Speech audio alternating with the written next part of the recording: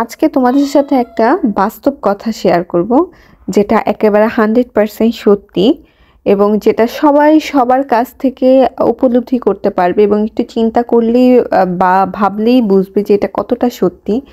তুমি যাকে সবথেকে বেশি পছন্দ করো, সবথেকে বেশি ভালো লাগে যার সাথে টাইম স্পেন্ড করতে, বা যাকে তুমি সবথেকে বেশি প্রায়োরিটি দিচ্ছ, বা যার সাথে তোমার একটা মুহূর্ত থাকতে ভালো লাগে, দেখবে ঠিক অপোজিটে যার জন্য তুমি বলছো, ঠিক তোমার ক্ষেত্রে তার বিপরীতটা।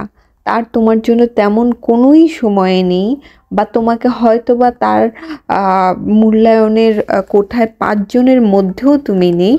আর এটাই খুব বাস্তব একটা সত্যি কথা। আমরা মানুষ ঠিক এভাবেই তৈরি।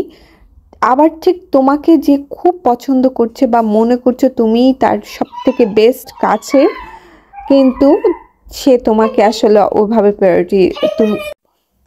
তাই জীবনে কাউকে খুব বেশি প্রায়োরিটি দেওয়াটা আসলে উচিত না। যার যতটুকু স্থান অতটুকু এক্সপেকটেশনও বেশি করা উচিত না, তাহলেই ভালো থাকবে।